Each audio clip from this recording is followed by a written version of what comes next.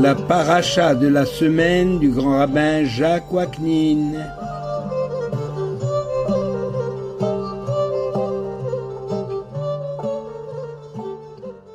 La paracha Vaishlach, l'énigme des petites cruches.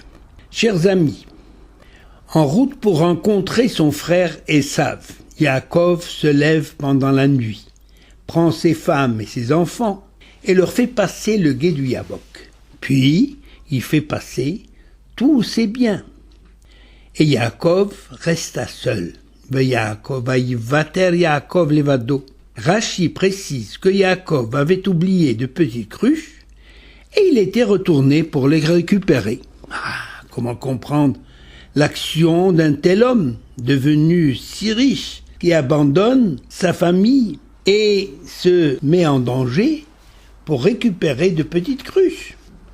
Et pourtant, si la Torah donc mentionne ce détail, c'est qu'il est important, indépendamment du fait qu'il a débouché sur un événement extraordinaire qui a marqué l'histoire du peuple juif à ce jour. C'est la lutte de Yaakov avec l'ange et le changement du nom de Yaakov en celui d'Israël, faisant ainsi de Yaakov le véritable père du peuple des enfants d'Israël. Que représentent ces petites cruches?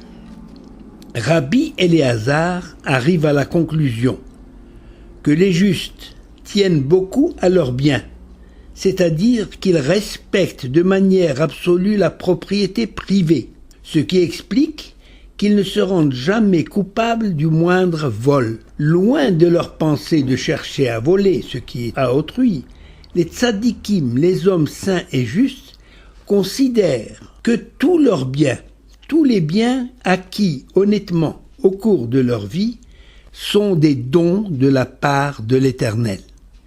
Tous ces biens, fruits de leurs efforts, ne leur ont été conférés ou accordés que pour réaliser le service divin. Chaque sou a donc son importance, chaque sou est donc d'une valeur inestimable. S'ils arrivent à maîtriser leur corps pour le mettre au service de l'Éternel, eh bien, ils doivent donc être encore beaucoup plus attentifs quand il s'agit de leurs biens pour ne rien perdre ou gaspiller. Abrabanel interprète ainsi ce passage. Ayant mis à l'abri sa famille au-delà du gué du Yabok, Yaakov est revenu pour s'assurer que ces hommes font passer tous ses biens qui par ailleurs sont à ses yeux de peu d'importance, qui n'ont pas plus de valeur que de simples cruches. Et finalement, Yaakov se retrouve seul. L'approche du Maharshal paraît plus conforme à la stature de notre patriarche. Yaakov retourne effectivement récupérer les petites fioles d'huile consacrée, dont certaines ont déjà servi pour l'onction de la pierre sur laquelle sa tête avait reposé lors de sa fuite. Et ce lieu où il a passé la nuit était justement le mont Moria, à propos duquel Yaakov s'était écrié « Ce lieu n'est autre que la maison de Dieu, et c'est la porte du ciel ». Le Maharshal se base sur le mot « levado » qu'on peut lire, c'est-à-dire qui est écrit dans la Torah. C'est écrit levado, tout seul, et ce mot peut être lu lekado. Le bet et le kaf se ressemblent un peu. Pour récupérer, ça veut dire pour sa cruche, pour récupérer ses cruches. C'est de là que ça viendrait l'histoire des cruches. Ou bien on peut le lire levado en faisant attention que le mot levado, il y a le mot bad qui veut dire le pressoir, et c'est-à-dire l'huile. Ces fioles n'étaient pas n'importe quelle fiole, mais c'était des fioles d'huile récupérées qui devront servir pour l'onction de l'autel que Yaakov va dresser en arrivant à Bethel pour remercier l'Éternel en arrivant dans le pays de Canaan. En fait, le texte de la Torah ne porte pas de mention des petites cruches, mais uniquement que Yaakov est resté seul. Vayivater Yaakov levado. Tous les commentateurs essayent de justifier la raison de cette situation, car rien ne se produit par hasard en ce monde. Yaakov aurait très bien pu ressentir le besoin de se retrouver tout seul pour réfléchir et méditer. loin de la charge qui pèse sur ses épaules. Mais pour ceux qui mettent l'accent sur l'aspect pratique du message divin, la Torah nous rapporte ces incidents pour attirer notre attention sur le caractère spécifique de la Torah que Rabbi Hanania ben Akashia résume ainsi. Le saint Rabbi Hanania ben Akashia le saint, béni soit-il, a voulu purifier et accorder des mérites à Israël, c'est pourquoi il a multiplié les mitzvot, au lieu d'ordonner une seule grande mitzvah qui résumerait toute la Torah.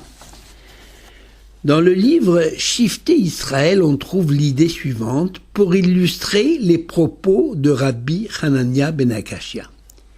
Si un homme riche possède un diamant d'une valeur inestimable, eh bien, ce diamant ne pourrait pas lui servir pour se procurer les produits de première nécessité chez un épicier.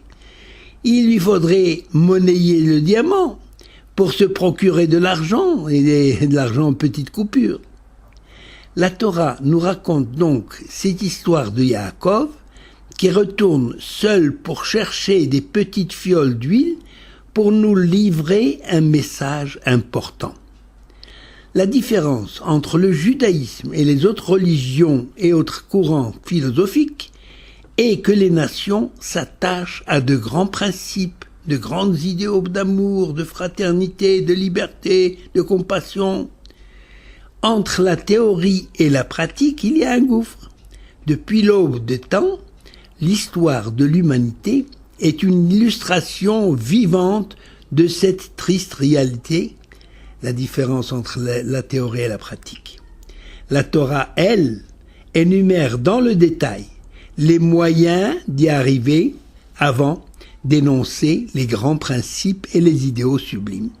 Rabbi Simon met en parallèle deux versets, Vaïvater Yaakov Levado, et le verset du prophète Isaïe, chapitre 2, verset 11, Venisgav Hashem Levado. Le Vaïvater Yaakov Levado, c'est-à-dire Yaakov est resté tout seul, et le verset du prophète, c'est lui seul, Dieu l'Éternel seul et sublime. Donc l'auteur Rabbi Simon met l'accent sur le mot Levado qui se trouve dans les deux versets, par analogie. Le rapprochement, le Rav Elimon qui écrit ainsi, le rapprochement entre donc ces deux versets repose sur l'analogie qui existe entre l'Éternel régnant sur l'univers et Israël résidant au milieu des nations, c'est-à-dire Am Levada Dishkon, un peuple solitaire. Solitaire dans le sens de subir un traitement à part. Un peuple au caractère unique en son genre, dans son aspiration à servir l'Éternel selon la Torah. Le peuple juif ne manque pas de grands penseurs, des hommes aux idéaux sublimes, mais ces grands sages sont d'abord des hommes qui n'oublient jamais les petites actions de la vie quotidienne. Même l'ascète qui vit dans une totale contemplation ne néglige pas pour autant ce que l'on désigne par petite mitzvot. On pourrait rapporter l'idée qui traverse toute la Torah, celle d'essayer de récupérer les âmes perturbées, égarées, oubliées ou en difficulté, représentées symboliquement par les petites cruches que Yaakov retourne récupérer. Aucune âme en Israël n'est négligeable ou de peu d'importance. Le rachat des captifs, Pidyon Shvuim, le rachat des captifs donc, est une mitzvah que les Juifs ont eu à cœur d'accomplir au cours des siècles. Il s'agit des captifs au sens propre, mais aussi des personnes confrontées à un problème d'ordre spirituel ou religieux, des hommes qu'il faut aider à réintégrer la communauté d'Israël. Ce devoir commence au sein de sa propre famille, quand un enfant déserte ou s'égare, loin de le rejeter. Il faut, selon nos sages, le repousser de la main gauche et l'attirer de la main droite. On ne réussit pas toujours, mais on a fait son devoir et ce qui est en notre pouvoir. En effet, l'ère messianique ne sera réalisée que lorsque tout le peuple d'Israël sera réuni dans une parfaite harmonie. A-t-on le droit de se mettre en danger? Eh bien, la halakha prescrit de tout faire pour préserver sa vie et sa santé, même si l'on doit pour cela, et l'on est amené à transgresser les lois de la Torah, exception faite pour les 3 péchés cardinaux, idolâtrie, adultère et crime. Comment se fait-il alors que Yaakov soit resté seul en pleine nuit, mettant sa vie en danger? Le Maharshal rapporte un midrash dans lequel l'Éternel félicite Yaakov en disant « Puisque tu as fait preuve de sacrifice, c'est Messirut Nefesh, et que tu t'es mis en danger pour moi, Bishvili, en contrepartie, moi aussi, c'est l'Éternel qui parle, je ferai un miracle pour tes descendants, les Asmonéens.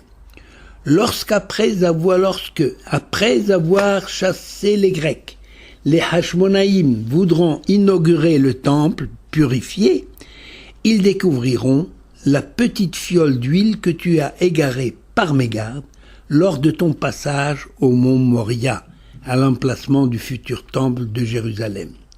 Il s'agit effectivement du reste des fioles dont l'une d'elles a été retrouvée dans le temple au temps des Hashmonaïm. Cette interprétation met l'accent sur la continuité et la fidélité au service de Dieu, au service divin, établi par notre patriarche Yaakov. Tout au long de l'histoire, les Juifs se sont mis en danger pour Dieu, pour préserver leur fidélité aux mitzvot. Les marins en Espagne, les Juifs en URSS sous le régime communiste et partout dans le monde, chaque fois que la vie des individus juifs